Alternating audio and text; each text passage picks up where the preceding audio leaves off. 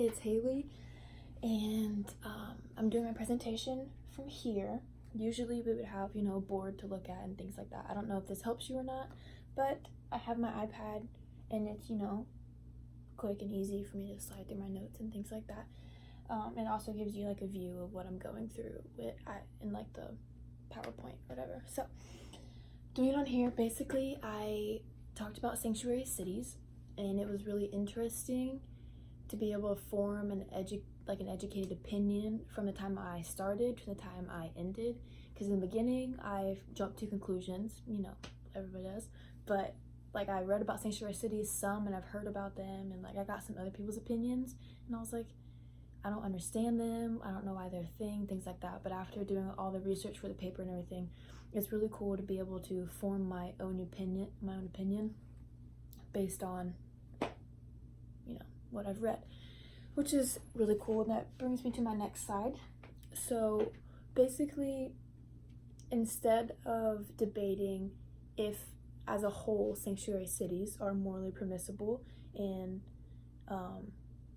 like the dangers of them and things like that to the economy, I kind of switched my paper around from the outline and the presentation, and it's, are they morally permissible now the way they are in today's society? Because a lot of things have changed since 1980, whenever the bill was made, which was crazy. And when I read it, and I was like, that's a great bill to be made. Like, people were running in El Salvador and Guatemala and all these Latin American countries trying to seek asylum and shelter in the United States for protection, because they're being persecuted for things that, first of all, most of them did not have control over, like race, religion, nationality. Like, they grew up like that, or they're born like this, or even social groups and political affiliations and things like that. Like, they're being persecuted all in Latin American countries for these things, so they fled to the United States to seek asylum and safe haven. So once I read through everything and I was able to actually read the document, the actual law passed in 1980, it was really interesting to learn everything that's happened and form my own educated opinion on them. So today's presentation is on sanctuary cities, whether they're morally permissible in today's society, and who is to blame for the dangers that they cause. So after doing a lot of research, I've come up with two main people, or two main organizations that are put to blame in the criminal justice system. Number one, in the states that sanctuary cities have been deemed okay and they are allowed, so like the judicial system and things like that allow them and make these new laws, these new state laws to allow them, they are to blame because they are pushing more and more for more leniency, and they're not abiding by the law that was already given in 1980. Secondly, to blame, which in my paper you were able to comment, is police departments. And I understand not all police departments are to blame. A lot of them don't have control, they just work in their city. It's not their fault. But after doing my research, especially about Kate's Law and those type of situations, there are some police departments that actively harbor fugitives, which is not good. That's morally impermissible, 100%. They know that these illegal immigrants that come in are convicted felons. I mean, they come in with rap sheets, and while they're here, they commit crimes, and they actively ignore them. And they leave them here, that way they don't get deported. And if they do get deported, they come back and they flee to the same city, and they hide them there from ICE and all these organizations that are trying to bring them back to their native country because they cannot abide by the laws. That kind of thing really puts America in danger and the citizens in danger. And so the police departments that are doing things like that, those are the ones that are to blame for the dangers that have been happening because of sanctuary cities. So a little bit of history, which I've already touched on a little bit, is in 1980, a lot of immigrants were coming to America to seek shelter and running away from their Native American countries because they were being persecuted for a variety of things. So they were coming here, and it was increasingly becoming a problem since it's illegal, so we were trying to take people out, and they just kept trying to come in to flee. So a bill was passed that made a new public law for immigrants that they could come here under certain circumstances, and they could seek, in these sanctuary cities, they could seek asylum. One of the main rules that it states over and over throughout the bill, which I actually got a chance to read through the bill of 1980, which is really interesting. One of the main points that it focuses on the whole time is who is allowed to enter. Of these illegal immigrants, America is to accept refugees, which are people being persecuted for a variety of things in their native country, so they have to come here because they are in fear for their safety. That is what a refugee is. One of the problems people have been having with all of the people that have been coming in and illegal immigrants is they are not refugees. Some of them are, but a lot of them are not. They're simply coming here to run away from crimes that they've had in their other countries, to seek, just new opportunity, or a variety of reasons that do not have to do with being a refugee and fleeing for your safety. So that being said, since so many people are coming in, another thing that happened in the law that they stated was only 50,000 illegal immigrants were supposed to come over here at a time, unless it was an emergency situation, and then the Attorney General was allowed to look at all of the different immigrants that were coming in and decide which ones could go over that limit and things like that in emergency situations. But I did some more research and found that in Washington alone, there's like 400,000. In New York, there's like 1.15 million. There's over like 4 million illegal immigrants in the United States right now, which is way past 50,000.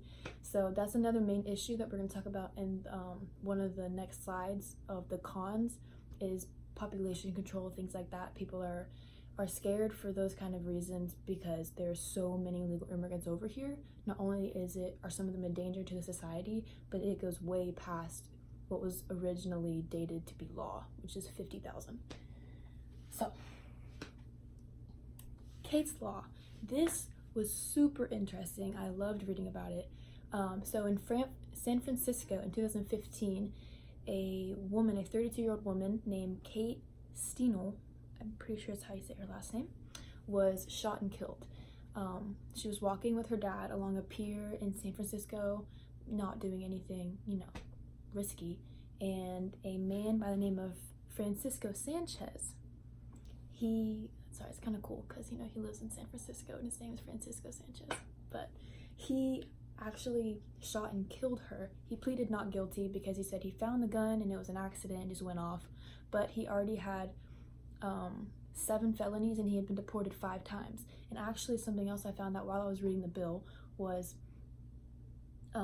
it states that you are not to come back after you've been deported 3 or more times. In the last 2 times he had snuck in. In San Francisco, they knew about that and they decided just to ignore it. They were, keeping him safe or whatever. He had been arrested 7 times and convicted for felonies while he was here.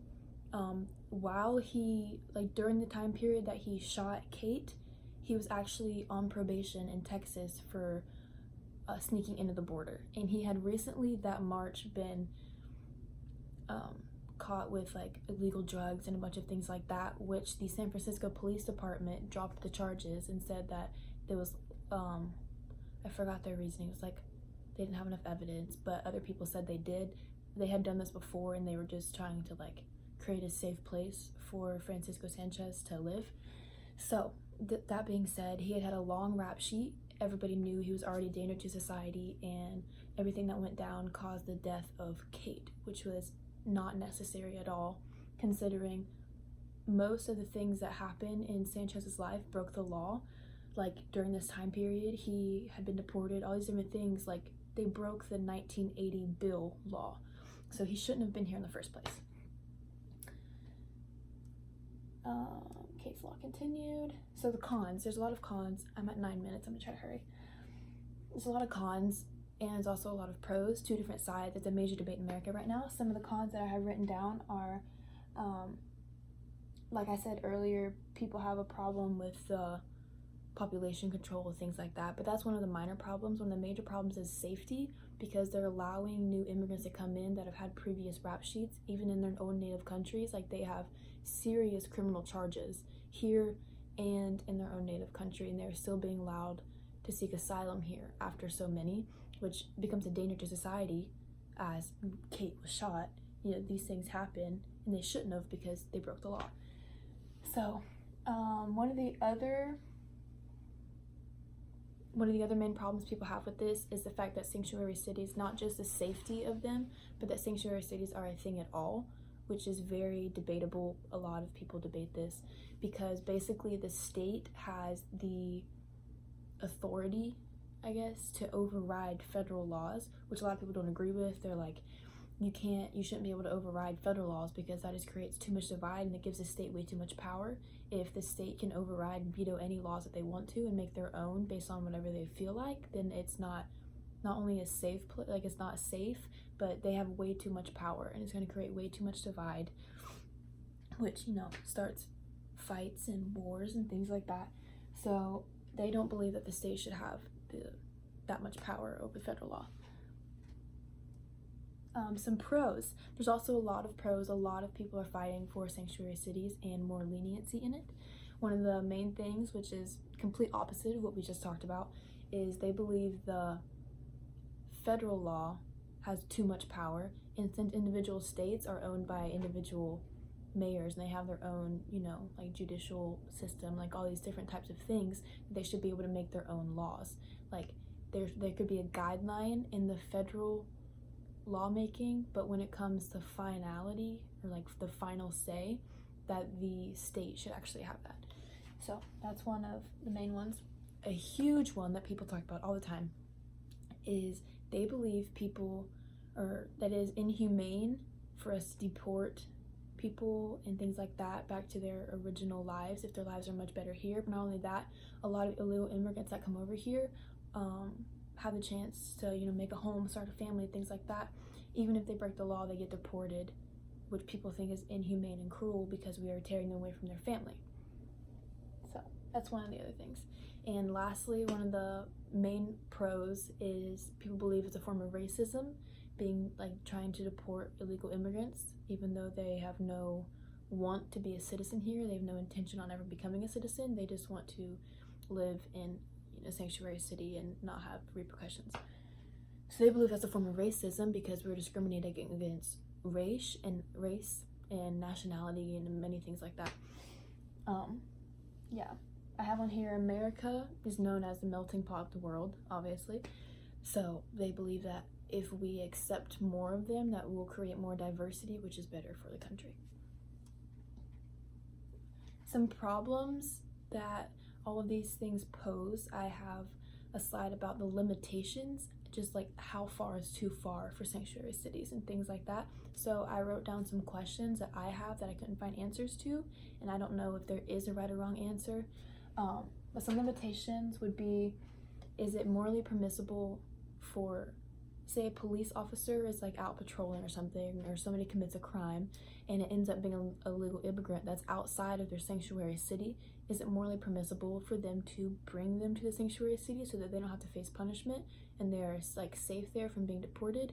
Also, if you find an illegal immigrant that is not living in a sanctuary city, is it inhumane for you to arrest them when you know that they have a safer place over here? Like if they did not commit a crime but you happened upon them and they're illegal, they have no documentation, they shouldn't be here, they're not in a sanctuary city, maybe they did commit a crime, whatever, is it okay for you to bring them to a sanctuary city, or is it okay to deport them?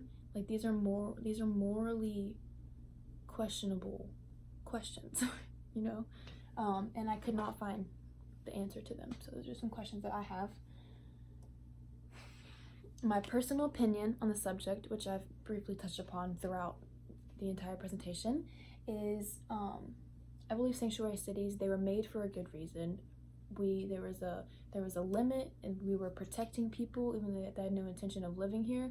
But now most people that come here are not refugees. They are not seeking asylum. They can plead that in court and things like that, but they are not actually here for that purpose. They're here for opportunities, things like that, which does not coincide with the law. And if you were here for opportunities, there are other ways for you to become a citizen of the United States and move here without having any repercussions. So instead of living here illegally and trying to get by on loopholes, there are other ways that you can become a citizen, that you can move to the United States and make this your permanent home. Therefore, those people that come here and break the law there's no point in that. Another thing,